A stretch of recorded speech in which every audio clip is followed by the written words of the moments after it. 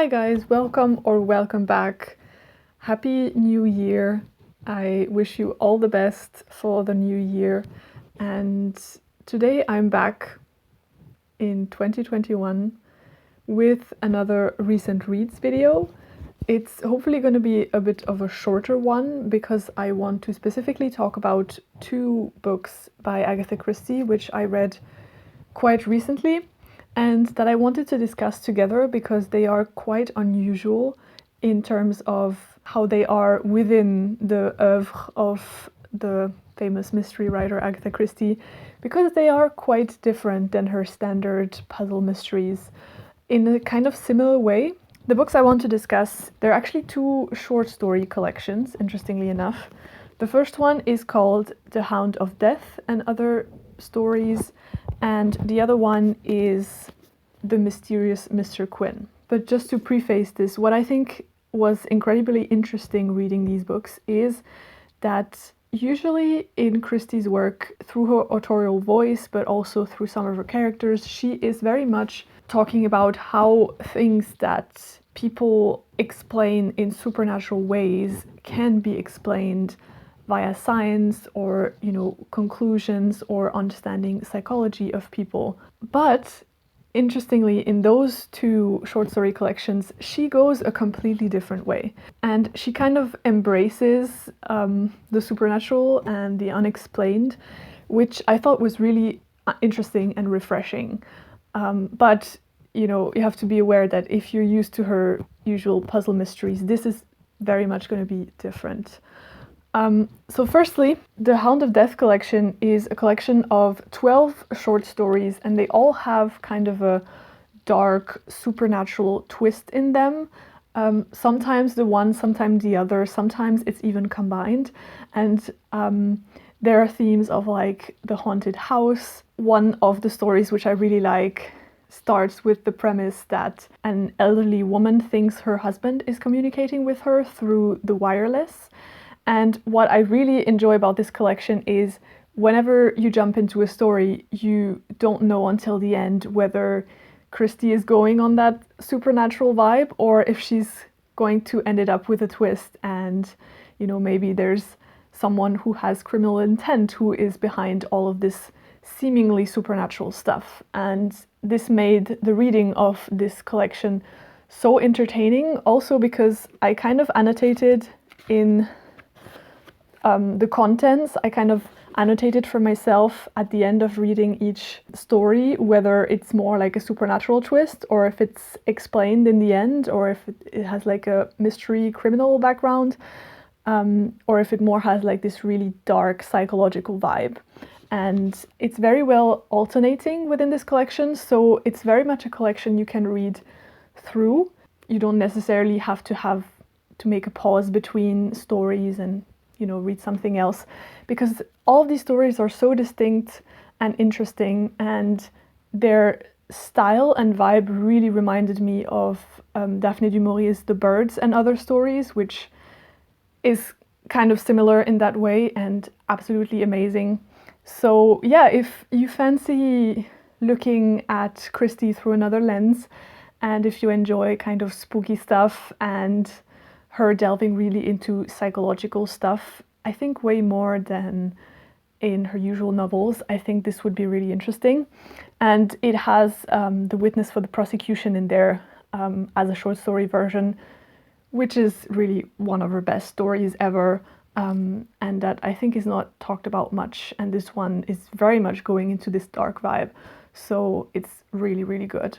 The other short story collection, The Mysterious Mr. Quin, is frankly one that I couldn't get into as well as the other short story collection. As the title suggests, all of these stories have featuring two characters. Firstly, you have Mr. Satterthwaite, who is an elderly gentleman, very much Edwardian in the way that he goes about the world. He is obviously wealthy and he likes to be around wealthy people, but it's repeated over and over again that all his life, he's been very much a passive man. He is not married, he doesn't connect with people that well, and he is kind of an onlooker on life and other people's dramas, which I think secretly he kind of likes following. And then you have this mysterious figure of Mr. Quin, who often transiently comes into the stories and goes, and it's very much part of his character that he comes and goes. It doesn't sound like that when I say it like this, but it's very much implied that he is some kind of supernatural being, maybe, that he is not really corporeal, that maybe he's some kind of higher power or he has some higher knowledge. You never know. He interacts both with people who are dead and who are alive. So there's this very mysterious vibe going through all these stories. And I would say about half of them are actually first a mystery story. Sometimes there's crime, sometimes there's theft. But it's just injected with this additional kind of supernatural vibe through this character of Mr. Quin, which I thought personally was quite interesting and refreshing. And you can also see it from John Curran's book about Agatha Christie's notebooks, but also through her autobiography, that the Mr. Quin's books are books that she wrote when she was trying to do something different, when she needed a break from her typical mystery novels. And it's definitely a vibe you get from reading these stories. They are very different and strange and interesting, but also sometimes left me baffled. Some of them, I think 2 or 3 of them honestly weren't that good in my opinion, but I still could see what she was trying to do with them. And more specifically, there is one called The Man of the Sea, which for me really felt like it was a story in which Agatha Christie was trying to process some of the trauma she's been going through. You know, trigger warning for suicide and depression. And some of the scenes in this book, just if you know her story and you know her autobiography, there is arguably some parallels you can draw there, and that alone was really fascinating to me. And I think that's ultimately what these stories are. It's stories where she's kind of cutting loose from the stuff she usually does. She's, you know, riding the supernatural vibe, and she is also, I think, processing some of her own thoughts and feelings, and that was fascinating to read.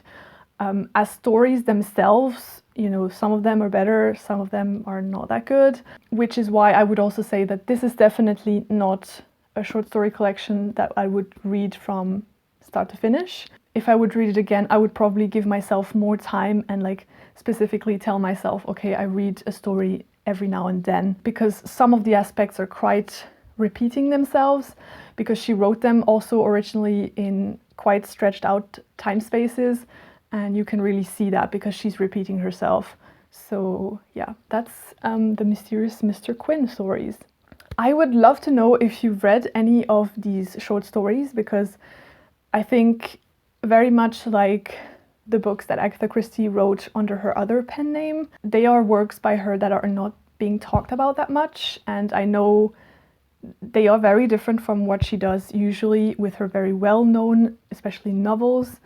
And I could see why people who are big fans of the puzzle mysteries thinks these are just too odd or too unusual, but I kind of got surprised myself that if you take them for what they are and you try to forget all the other stuff that she's written, they are very, very entertaining, and they're very good and interesting for what they are. Let me know if you've had any encounter with these stories, if you're interested in them, what your experience is with Agatha Christie's work. Do you only stick to her Poirot novels? Do you only stick to specific parts of her work? I would find that really interesting. Let me know what you think about it.